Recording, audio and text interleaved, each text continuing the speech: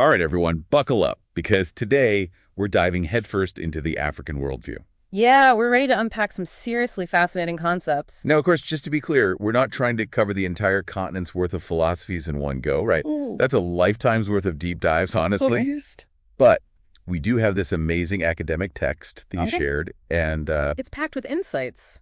totally. Mhm. So we're pulling out some of the most intriguing themes, as like a starting point for all of us. Spark that curiosity. Exactly. Mhm. And honestly, I think a great place to begin is with ideas that resonate across cultures, like those universal head scratchers.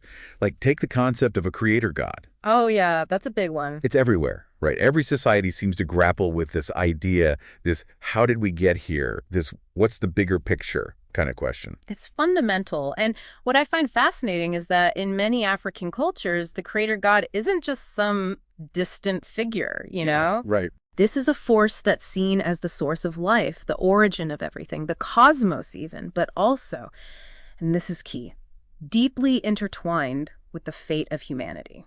So not just setting things in motion and then, like, stepping back, Not at all. but actually involved. Yeah, in lots of ways, yeah. And this actually ties into another important theme, lineage. See, in the African worldview, family isn't just about your mom and dad or your siblings. Right. It goes way beyond. It stretches back through generations of ancestors. Think of your family tree, right?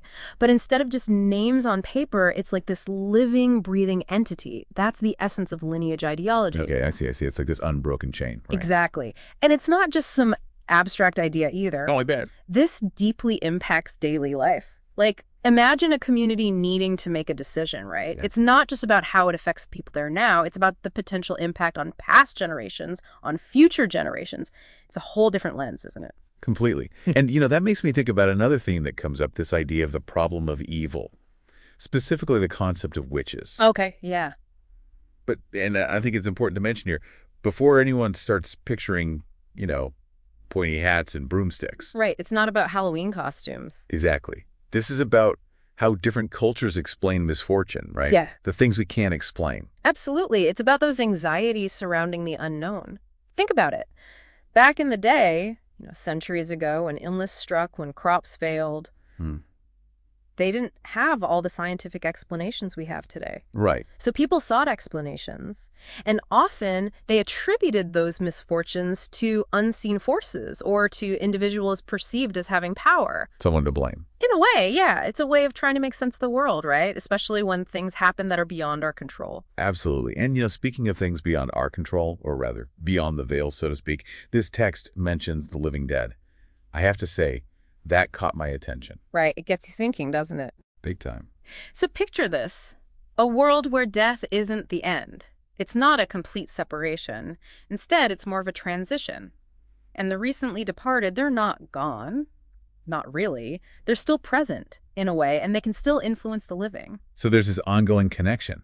Absolutely. And in some cultures, there are specific rituals to help accompany the deceased to this next stage, to ensure they remain benevolent, to keep things in balance. So it's about maintaining that connection even after death.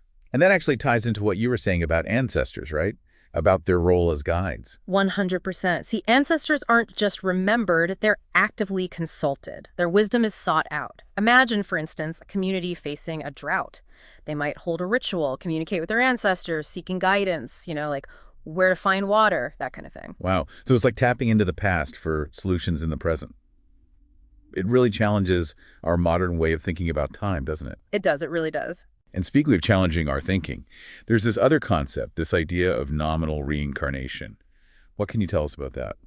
Okay, so it's not reincarnation as we usually think of it. It's not like a soul being reborn into a completely new life. Okay, so not like a full-on reset button. Exactly. It's more about a spiritual essence returning within the family line. Think of it like this.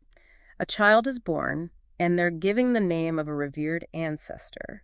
Okay. And in doing so, it's believed that they're carrying forward that ancestor's legacy, maybe even some of their character traits. So it's less about a literal rebirth, Yeah. more about carrying the spirit, the values of those who came before. Exactly. And this concept really emphasizes the cyclical nature of life and death in the African worldview.